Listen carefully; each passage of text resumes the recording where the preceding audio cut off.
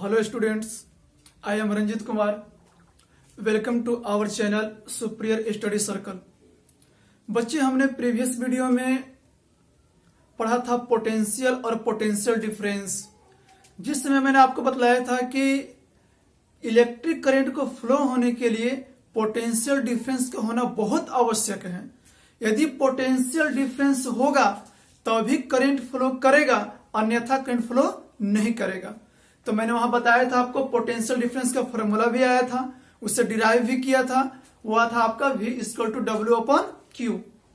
अब बच्चे आज हम लोग पढ़ेंगे कि इलेक्ट्रिक करंट विद्युत धारा, और विद्युत धारा में हम लोग पढ़ेंगे कि करंट का फ्लो होता कैसे है, आखिर क्या रीजन है कि करंट फ्लो होता है। तो बच्चे करंट फ्लो होने का रीजन है आपका फ्लो ऑफ चार्ज, आवेश का प्रवाह होना, और आवेश आपका क्या है तो फ्री ऑफ इलेक्ट्रॉन्स का मतलब चार्ज। अब फ्री ऑफ इलेक्ट्रॉन जो है वो आपका चार्ज है, और चार्ज का फ्लो ही इलेक्ट्रिक करंट है।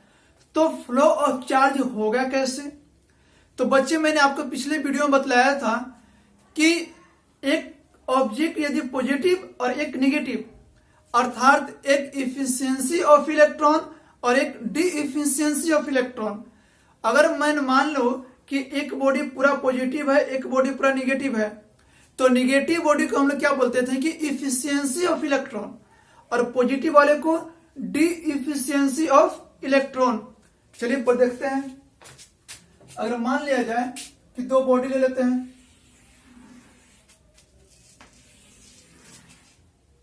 यह आपका हो गया पॉजिटिव, यह आपका है निगेटिव। अब बच्चे मैंने आपको बताया था पिछले वीडियो में कि पॉजिटिव मीन्स होता क्या है D efficiency of electron, D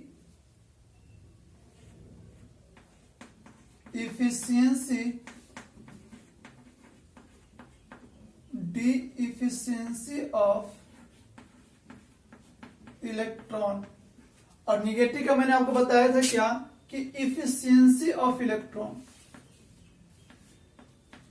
efficiency of electron.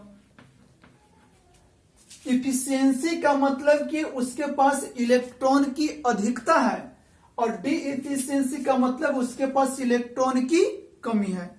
अब बच्चे यह पॉजिटिव मतलब कि डी इफिशियंसी ऑफ इलेक्ट्रॉन, यह निगेटिव मतलब कि इफिशियंसी ऑफ इलेक्ट्रॉन। अब हल्का सोचिए कि यह दोनों के बगल में है, अगर मान लिया जाए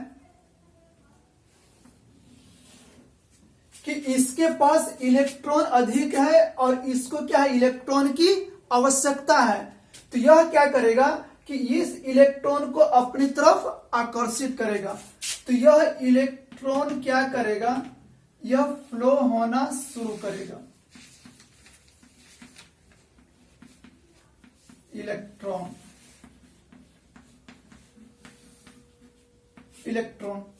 मैंने आपको बताया था कि डी इफिशियंसी मतलब कि उसके पास कैसा कैरेक्टर है, तो इलेक्ट्रॉन को अपनी तरफ आकर्षित करने का।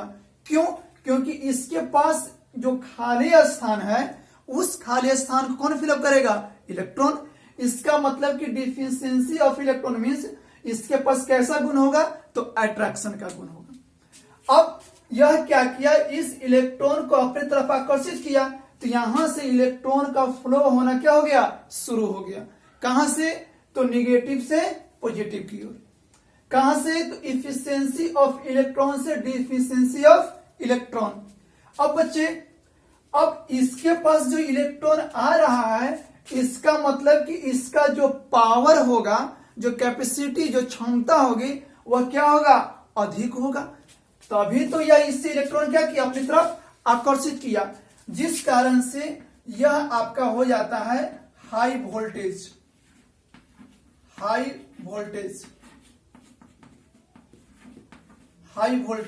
और यह आपका हो जाता है लो वोल्टेज।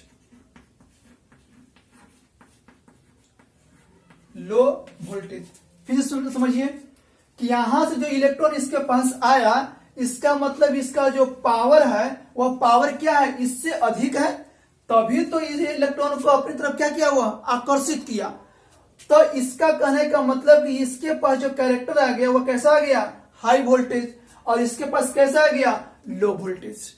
और आप लोग आज पढ़े होंगे, ऐसे नेचर का रूल ही है कि कोई भी ऑब्जेक्ट जो फ्लो होता है हायर टू लोअर, जैसे आपने पढ़ा होगा हीट, तो हीट का ट्रांसफर कैसे होता था, तो hot body to cold body, इसका मतलब गर्म वस्तु से ठंडे वस्तु की ओर ऊर्जा का जो स्थानांतरण होता था वही आपका कहलाता था कौन चीज, हीट, उष्मा।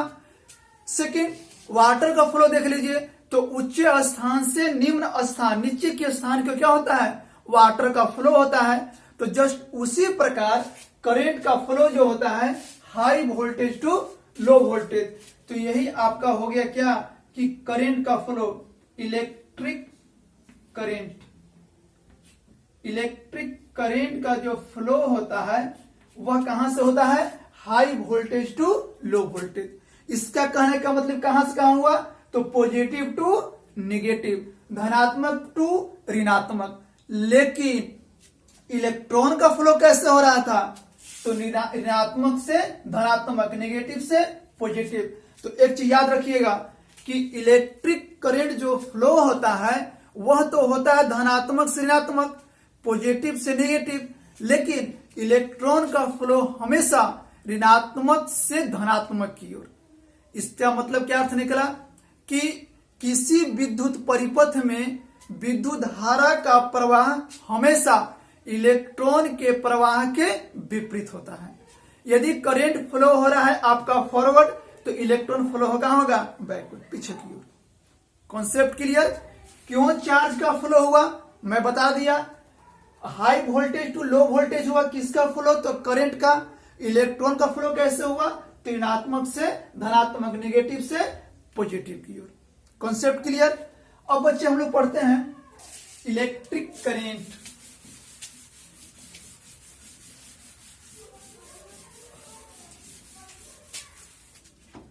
अब बात आती है इलेक्ट्रिक करंट की। इलेक्ट्रिक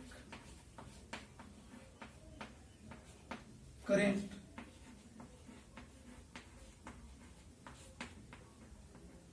विद्युत धारा। इलेक्ट्रिक करंट मीन्स विद्युत धारा। ऐसे आप लोग पढ़े होंगे कि इलेक्ट्रिक करंट का फ्लो हमेशा मेटालिक प्लेट से होता है, मीन्स धात्विक प्लेट से होता है। नॉन मेटेलिक प्लेट मतलब अधात्विक प्लेट से नहीं होता है, एक्सेप्शनल ग्रेफाइट। लेकिन बच्चों धात्विक प्लेट से ही इलेक्ट्रिक करंट का फ्लो क्यों होता है, तो मैंने अभी बतलाया आपको कि current flow means flow of charge, और चार्ज मीन्स क्या, तो फ्री इलेक्ट्रॉन। और फ्री इलेक्ट्रॉन कहां होता है, तो धातु में होता है। क्योंकि आपने धातु की परिभाषा पढ़ा होगा कि धातु मुख्यतः अपने साथ मुक्त इलेक्ट्रॉन, जो इलेक्ट्रॉन क्या करता हो, त्याग करता हो, डोनेट करता हो। तो डोनेट कौन करेगा, फ्री इलेक्ट्रॉन। इसलिए बाबू याद रखिएगा कि इलेक्ट्रिक करंट का फ्लो हमेशा धात्विक प्लेट से होता है। Concept clear. क्यों, क्योंकि धात्विक प्लेट में नंबर ऑफ फ्री इलेक्ट्रॉन्स की संख्या अधिक होती है।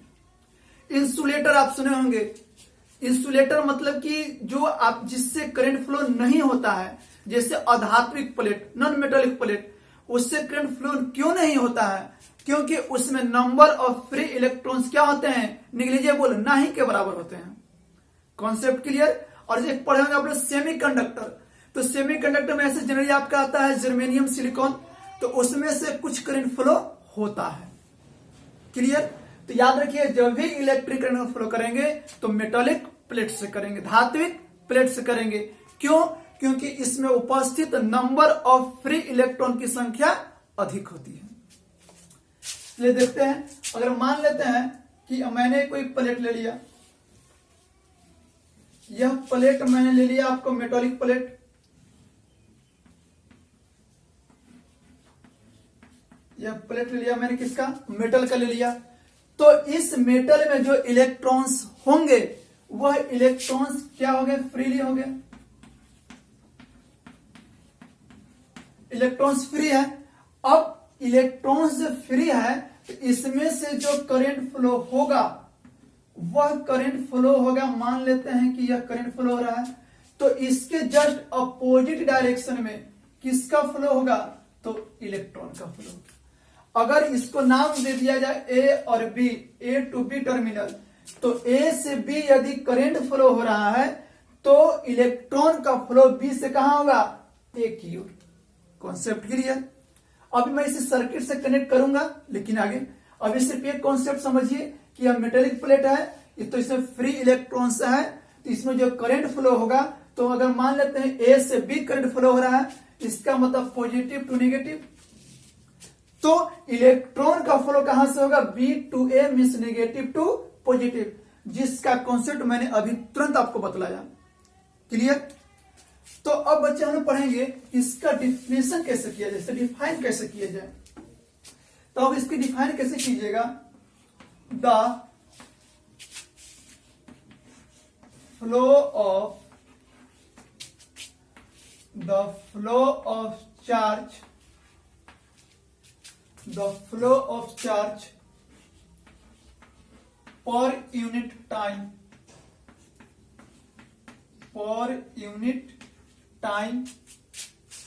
in electric circuit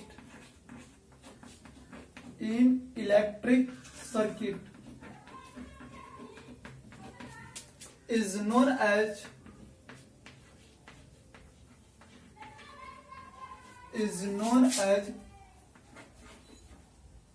electric current.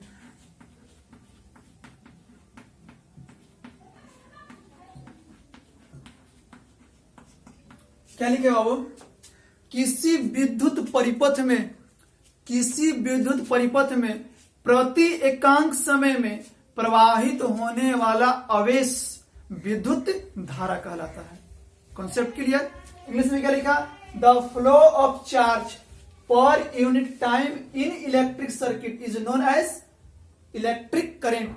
बाबू यहां पे जो चार्ज मैं लिखा हूं, यह चार्ज पॉजिटिव भी हो सकता है, नेगेटिव भी हो सकता है, तो ऐसा कोई दिक्कत नहीं है। यहां सिर्फ फ्लो रहा क्या, तो चार्ज।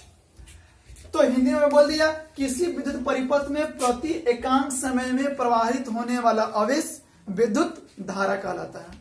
क्लियर। अब इसका फॉर्मूला क्या लिख सकते हैं, I is equal to Q upon T. I is equal to Q upon T, where I is equal to electric current, Q is equal to charge और T is equal to time. Concept clear. I आपका विद्युत धारा, Q आपका आवेश, T आपका समय। अब आप लोग पढ़े होंगे, मैं आपको पढ़ाया होगा कैरेक्टरिस्टिक्स ऑफ चार्ज में, कि charge is the quantized. Charge क्या होता है, क्वांटाइज्ड होता है, अर्थात Q is equal to N into E, where N is equal to number of electrons and E is equal to charge of electrons. तो हम यहाँ पे क्या लिख सकते हैं, और में देख के एक और लिख सकते हैं formula, I is equal to N E upon T। I बराबर NE बटा T, जहां N आपका क्या हो गया, तो इलेक्ट्रॉन की संख्या, और E क्या हो गया आपका, चार्ज। तो N बराबर नंबर ऑफ इलेक्ट्रॉन्स, और E आपका हो गया क्या, तो चार्ज। किस प्रति इलेक्ट्रॉन पर कितना होता है बाबू, 1.6 इंटू 10⁻⁻19 कूलम। क्लियर। अब बाबू देखते हैं हम लोग क्या, कि करंट को किससे डिनोट किया जाता है, I। अब इसका SI यूनिट की बात किया जाए, SI यूनिट, तो SI यूनिट में क्या लिखेंगे, I बराबर क्या लिखेंगे, Q अपॉन T। तो Q का क्या होता है यूनिट, कूलम, और टाइम का क्या होता है, सेकेंड। तो हम लिख सकते हैं कि इलेक्ट्रिक करंट का ऐसा यूनिट क्या होता है, कूलम्ब पर सेकेंड, कूलम्ब पर सेकेंड। और इसी को बाबू बोला जाता है एम्पियर।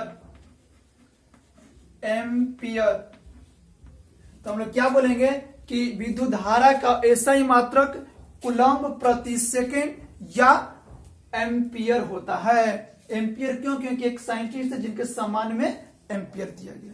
Concept clear. अब आप देखते हैं हम लोग क्या कि जो इलेक्ट्रिक करंट है वह कौन सा क्वांटिटी है, वेक्टर क्वांटिटी या स्केलर क्वांटिटी, सदिश राशि या अदिश राशि। आप लोग पढ़े होंगे कि सदिश मीन्स जिसमें मैग्नीट्यूड और डायरेक्शन दोनों, अदिश मतलब सिर्फ मैग्नीट्यूड।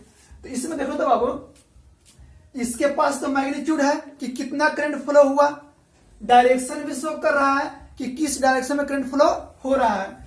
इसका कहने का मतलब कि इलेक्ट्रिक करंट के पास मैग्नीट्यूड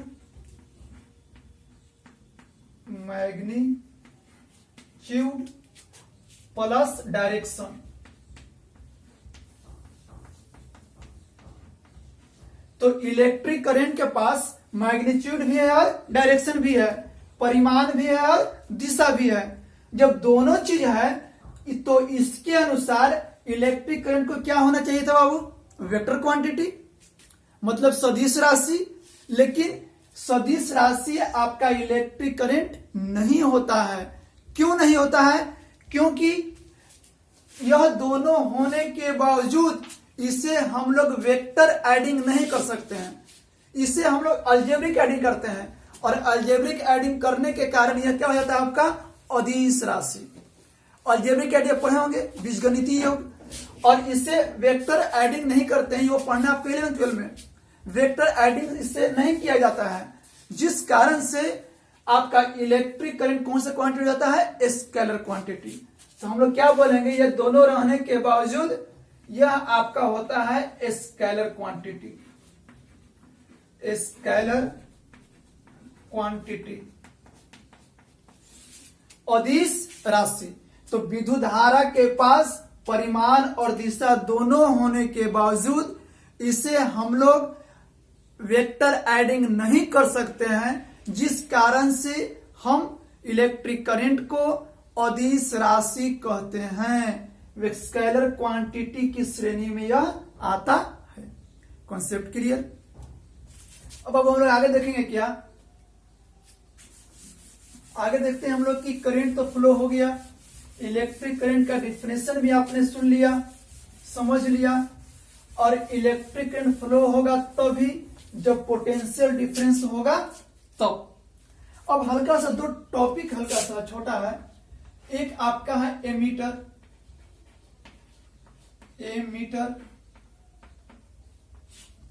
एमीटर क्या होता है? It is a device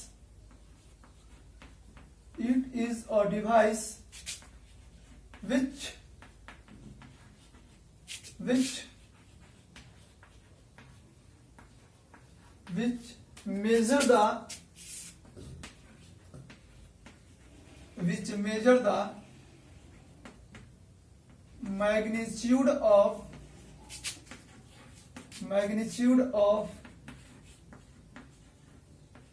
flow of electric current,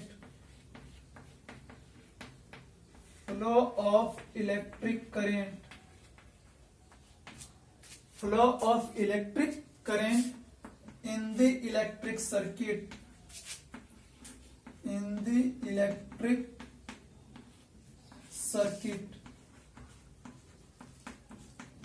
कहने का मतलब एमीटर क्या होता है, जैसे हमने अभी तो देख लिया कि करंट फ्लो हुआ, लेकिन कितना फ्लो हुआ कौन बतलाएगा?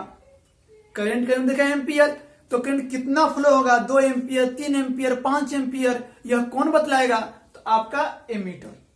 तो एमीटर क्या बोलेंगे कि एमीटर एक ऐसा यंत्र होता है जो किसी विद्युत परिपथ में प्रवाहित होने वाले विद्युत धारा के परिमाण को मापता है।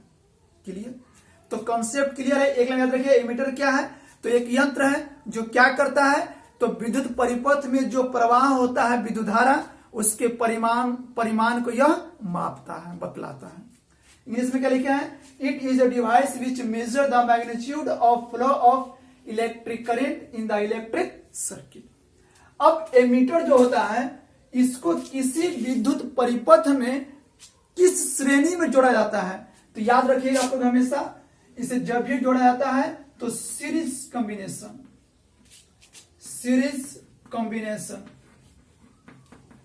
कॉम्बिनेशन, यह आपके बोर्ड के व्यू से, आपके बोर्ड एग्जाम के व्यू से बहुत इंपॉर्टेंट है। ऑब्जेक्टिव टाइप, ऑब्जेक्टिव हमेशा पूछता है कि एमीटर को किसी विद्युत परिपथ में किस श्रेणी में जोड़ा जाता है, तो हमेशा आंसर दीजिएगा श्रेणी क्रम में।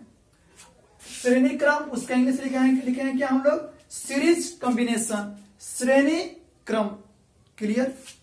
एक छोटा सा एक और टॉपिक है आपका voltmeter, voltmeter. Voltmeter क्या है बाबू? It is a device, it is a device which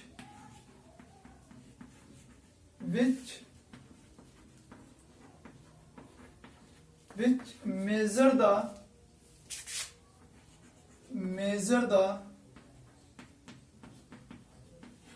magnitude of potential difference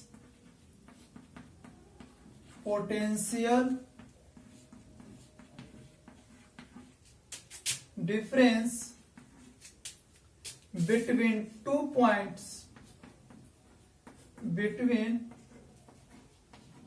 2 points in the electric circuit, in the electric circuit. क्या बोले बाबू कि वोल्ट मीटर क्या है? तो वोल्ट मीटर भी एक ऐसा यंत्र है जो किसी विद्युत परिपथ में दो बिंदु के बीच के विभवांतर के परिमाण को यह मापता है। कितना वोल्टेज है, करंट फ्लो हुआ, इससे कितना वोल्टेज है, कौन बतलाएगा? Volt meter. किसमें? तो वोल्ट में, क्योंकि हमने पढ़ चुका है कि इलेक्ट्रिक पोटेंशियल और पोटेंशियल डिफरेंस क्या होता है? वोल्ट होता है। तो इसको भी पूछा जाता है ऑब्जेक्टिव में कि वोल्ट मीटर को किसी विद्युत परिपथ में किस क्रम में जोड़ा जाता है, तो हमेशा इसका जवाब दीजिएगा समानांतर क्रम, पैरेलल कॉम्बिनेशन, पैरेलल कॉम्बिनेशन, समानांतर क्रम में। तो दो चीज क्लियर रखिएगा कि एमीटर को किसी विद्युत परिपथ में श्रेणी क्रम में, वोल्ट मीटर को किसी विद्युत परिपथ में समानांतर क्रम में जोड़ा जाता है। क्लियर। एक चीज बच गया बाबू आपका कि आपके एग्जाम भी से हमेशा पूछा जाता है, 1 या 2 नंबर का रहता है उसमें, कि 1 एम्पियर को डिफाइन कीजिए। हमेशा ऑब्जेक्टिव या 2 नंबर का आता है कि डिफाइन 1 एम्पियर, 1 एम्पियर को परिभाषित कीजिए। तो 1 एम्पियर बराबर क्या होता है? हमने अभी पढ़ा 1 coulomb upon 1 second.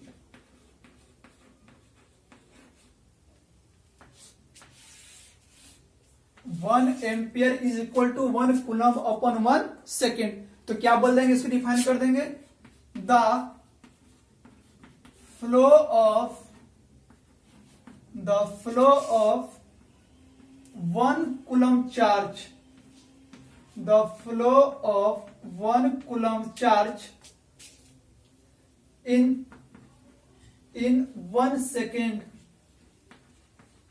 in 1 second in the electric circuit, in the electric circuit, in the electric circuit is equal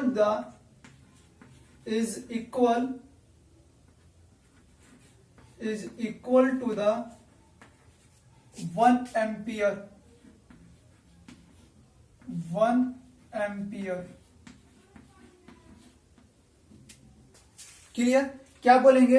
किसी विद्युत परिपथ में एकांक धन आवेश को प्रवाहित होने में लगा समय 1 सेकेंड हो तो वह 1 एम्पियर के बराबर होता है। क्लियर। अब हल्का सा न्यूमेरिकल देखते हैं बच्चे। यदि न्यूमेरिकल में दिया रहे कि टाइम आपका लगता है 2 सेकेंड और चार्ज फ्लो हुआ मान लेते हैं कि 20 कूलम, तो आपसे पूछा कि इतने समय में कितना करंट फ्लो हुआ, तो क्या बोल लेंगे, हम फॉर्मूला पढ़ चुके हैं, I equal to Q upon T. Q का मान दिया है 20 कूलम और टी का टाइम दिया है 2, काट देंगे कितना रहेगा 10 क्या, तो एम्पियर। क्लियर। तो इस तरह का न्यूमेरिकल आप सोल्व कर लीजिएगा। एक दूसरे तरह का न्यूमेरिकल भी हो सकता है, देख लीजिए हल्का सा। अगर मान लिया जाए कि आपको दे दिया जाए कि नंबर ऑफ इलेक्ट्रॉन्स 5, किसी कोई भी वायर है उसमें दे दिया कि नंबर ऑफ इलेक्ट्रॉन्स क्या है 5, टाइम कितना लग रहा है, तो 2 सेकेंड। तो पूछेगा कि उस सर्किट से या उस वायर से जो करंट फ्लो हुआ उसका मैग्नीट्यूड कितना होगा, कितना करंट फ्लो हुआ।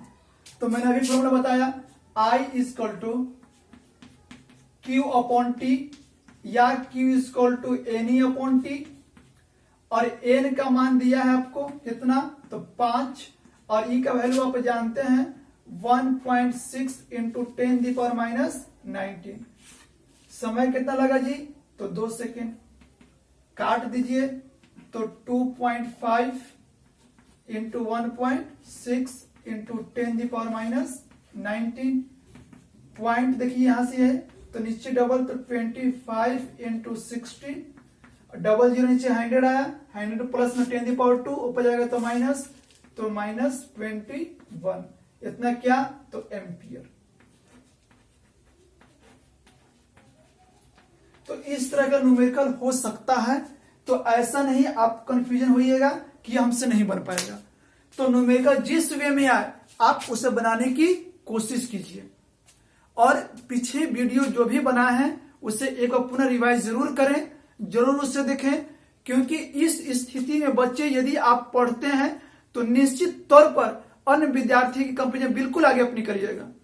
तो इस समय को बिल्कुल अपने सही तरह से उस समय को उपयोग कीजिए ताकि आप अपने लाइफ में अग्रसर रहें। और अगर आपको लगा कि आज मैंने इस वीडियो से कुछ सीखा तो इस चैनल को सब्सक्राइब जरूर करें। थैंक्स।